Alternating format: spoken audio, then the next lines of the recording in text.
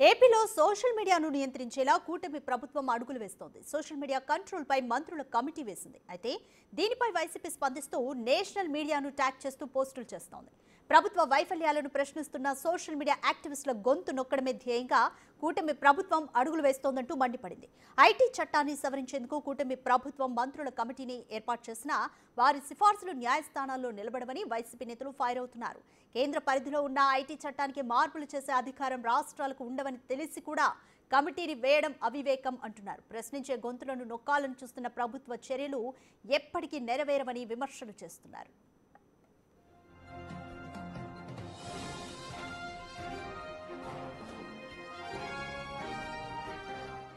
ఏపీలో మిస్ఇన్ఫర్మేషన్ కు Chandrababu brand ambassador అని, టీడీపీ ఆధ్వర్యంలో ఫేక్ న్యూస్ ఫ్యాక్టరీని నడుపుతున్నారంటూ పొన్నవోలు ఫైర్ అయ్యారు. ఎన్నికలకు ముందు వైసీపీ ప్రభుత్వంపై చంద్రబాబు, పవన్ కళ్యాణ్, నారా లోకేష్, నాటి బీజేపీ అధ్యక్షురాలు పురంధేశ్వరి విష ప్రచారం చేశారన్నారు. ఒకవేళ కేసులు పెట్టాల్సి వస్తే ముందుగా వారిపైనే పెట్టాలని డిమాండ్ చేశారు. సోషల్ మీడియా యాక్టివిస్టుల మీద అక్రమంగా బిఎన్ఎస్ సెక్షన్ 111ను ప్రయోగించి వారి జీవితాలను కూటమి ప్రభుత్వం నాశనం చేయాలని చూస్తోందంటూ ఆరోపించారు. వైఎస్ జగన్ ఆదేశాలతో న్యాయస్థానాల్లో పోరాడుతున్నామని అన్నారు. వైసీపీ లీగల్ సెల్ కృషి ఫలించి 111 సెక్షన్ విధించడంపై పోలీసులకు కోర్టులు మొట్టికాయలు వేశాయని పొన్నవోలు సుధాకర్ రెడ్డి గుర్తు చేశారు. ప్రస్తుతం రాష్ట్ర వ్యాప్తంగా వైసీపీ సానుభూతి పరులపై 2000కు పైగా కేసులు నమోదు చేశారని ఆరోపించారు పొన్నవోలు.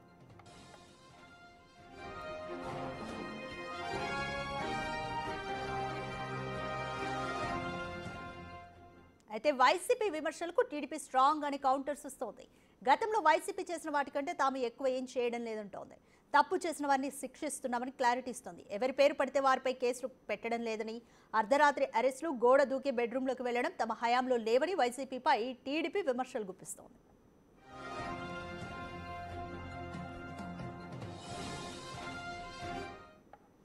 రైట్, మోర్ డీటెయిల్స్ మా ప్రతినిధి శివ అందిస్తారు. రైట్ శివ, ఏపీలో ఉన్న సోషల్ మీడియా కంట్రోల్కి సంబంధించి మంత్రుల కమిటీ వేసింది సర్కార్. దీని మీద వైసీపీ కూడా కౌంటర్స్ ఇస్తుంది, వాళ్ళు కూడా న్యాయస్థానంలో పోరాడతామంటుంది. అసలు ఏంటి ఎగ్జాక్ట్గా ఎటువంటి సవరణలు చేయాలని టీడీపీ యోచిస్తోంది? వైసీపీకి ఉన్న అభ్యంతరాలు ఏంటి?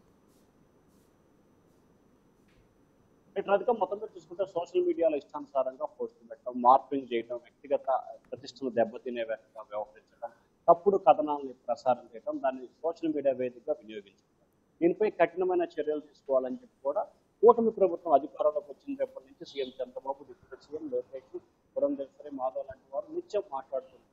తాజాగా కూటమి ప్రభుత్వం అధికారంలోకి వచ్చిన తర్వాత సోషల్ మీడియాపై కట్టడి చేయాలని చెప్పి ప్రభుత్వం నిర్ణయం తీసుకుని ఇటీవల కాలంలో పోలవరం ప్రాజెక్టు విషయంలో కావచ్చు, లేకపోతే రేషన్ బియ్యం వ్యవహారానికి సంబంధించి కావచ్చు, అలాగే ప్రాజెక్టుల విషయానికి సంబంధించి కావచ్చు, ఆటోలకు సంబంధించి కావచ్చు, ఉచిత బస్సు విషయానికి కావచ్చు, ఇట్లా ఇష్టానుసారంగా వైఎస్ఆర్సీపీ తప్పుడు ప్రచారాలు చేసి ప్రభుత్వాన్ని అప్రదిష్ట పాలు చేసే విధంగా ప్రయత్నాలు చేస్తుంది. దీనికి సంబంధించి కూడా అసెంబ్లీలో బిల్లు పెట్టాలని చెప్పి ప్రభుత్వం నిర్ణయం తీసుకుంది. కానీ అనివార్య కారణాల వల్ల అది వాయిదా పడింది. తాజాగా నిన్న దీనికి సంబంధించి కూడా 5 మంత్రులు ఉపసంఘం వేసింది. దీంట్లో మంత్రి నారా లోకేష్, హోంమంత్రి అనితతో పాటు మరొక ముగ్గురు మంత్రులు, అంటే దీంట్లో నాదెండ్ల మనోహర్, సత్యకుమార్ లాంటి కీలకమైన వ్యక్తులు 5గురితో కూడుకున్న ఉపసంఘాన్ని 3 రోజుల క్రితం ఏర్పాటు చేసి దీనికి నిన్న కేబినెట్ లో కూడా స్వల్పంగా చర్చ కూడా జరిగింది. దాని కేబినెట్ కూడా ఆమోదం తెలిపింది.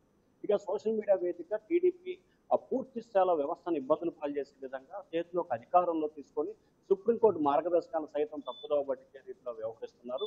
ఖచ్చితంగా ఇది సుప్రీంకోర్టు, హైకోర్టులో న్యాయస్థానంలో ప్రభుత్వానికి చెంపచెట్టు అవుతుందని చెప్పి కూడా పొన్నవోలు సుధాకర్ రెడ్డి దీనిపై ప్రత్యేకంగా కూడా మాట్లాడారు. అయితే దీనికి సంబంధించి సుప్రీంకోర్టు ఆదేశాల ప్రకారం 111 బిఎన్ఎస్ యాక్ట్ ని అర్థం పెట్టుకొని ఇష్టానుసారంగా తప్పుడు కేసులు బనాయిస్తున్నారు.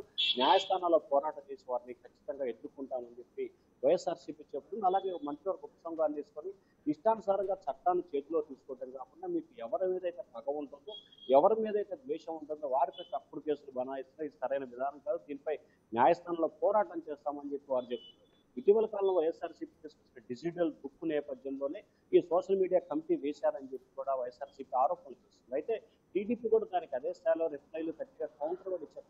గత 5 సంవత్సరాల కాలంగా అనారోగ్యంతో ఉన్నా, ఇబ్బందులతో ఉన్నా, ఏం చేస్తారో తెలియకుండా ఇష్టానుసారంగా తప్పుడు కేసులు పెట్టారు. వందల సంఖ్యలో అరెస్ట్ చేసి ఇబ్బందులు పాలు చేశారు. టీడీపీకి సంబంధించిన సీనియర్ నేతలను, మాజీ మంత్రులని అక్రమ అరెస్ట్ చేశారు. కనీసం గోడలు దూకటం, అలాగే అర్ధరాత్రి బెడ్రూమ్లో ప్రవేశించి అక్రమ అరెస్ట్ చేసిన పరిస్థితి ఈ ప్రభుత్వంలో ఉంటుంది. ఎవరైతే తప్పు చేస్తారో, చట్టాన్ని ఉల్లంఘనకు పాల్పడతారో వారిపై మాత్రమే కేసులు నమోదు చేస్తామని చెప్పి కూటమి సర్కార్ చెప్తుంది. మరొక వైపు ఏదైతే సోషల్ మీడియా వేదికగా వ్యవహరించిన చట్టానికి సంబంధించి మంత్రివర్గ ఉపసంఘాన్ని రద్దు చేసి సోషల్ మీడియా అంటే భావ స్వేచ్ఛ ప్రకటన ఉంటుంది. ప్రతి ఒక్కరికి దానికి అనుగుణంగా వ్యవహరించే విధంగా చర్యలు తీసుకోవాలి. దీనిపై తాము సుప్రీంకోర్టును ఆశ్రయిస్తామని చెప్పి వైఎస్ఆర్సీ చెప్తుంది. అలాగే దీనికి సంబంధించి కౌంటర్ కూడా కూటమి ప్రభుత్వం కొంతమంది వ్యక్తులు, అందరూ అనట్లేదు, కొంతమంది వ్యక్తులు వైఎస్ఆర్సీపీకి సంబంధించిన నేతలు కావచ్చు, తప్పుడు ప్రచారాలు, తప్పుడు కథనాలను సృష్టించి ముఖ్యంగా ప్రభుత్వంపై అప్రష్టపాలు చేసే విధంగా వ్యవహరిస్తున్నారు. వారిపై మాత్రమే తాము చర్యలు తీసుకుంటామని చెప్పి తాము కూడా బలంగా వాదనలు వినిపిస్తామని చెప్పి కౌంటర్ అటాక్ కి టీడీపీ అయితే దిగిన పరిస్థితి కనిపిస్తా ఉంది.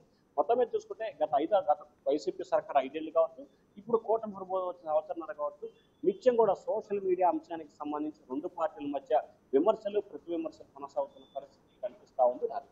రైట్ శివ, కేంద్ర పరిధిలో ఉన్న ఐటీ చట్టానికి రాష్ట్రం ఏ విధంగా మార్పులు చేస్తుంది, అలాగే దీనికి సంబంధించి కమిటీ వేయడం కూడా అవివేకం అంటూ కూడా వైసీపీ ఆరోపిస్తుంది. దీనిపైన టీడీపీ ఏమంటోంది? ప్రధానంగా చూసుకుంటే ఐటీ యాక్ట్ కి సంబంధించి కానీ కొన్ని అంశాలకు సంబంధించి కేంద్ర పరిధిలోనే కనుసన్నల్లోనే కేంద్ర డైరెక్షన్స్ తోటే చేయాల్సిన పరిస్థితి ఏర్పడుతుంది. గత వైసీపీ సర్కార్ దిశ యాప్ తీసుకొచ్చింది. ఆ దిశ సంబంధించి పార్లమెంట్ 5 ఏళ్ల పాటు చట్టం కూడా అవ్వలేదు. కానీ రాష్ట్ర ప్రభుత్వం మాత్రం దిశ యాప్ ను ఇన్స్టాల్ చేయడం, దాని ద్వారా ప్రజలకు న్యాయం చేశాం, మహిళలకు రక్షణ కల్పించామని చెప్పే ప్రయత్నం చేసింది.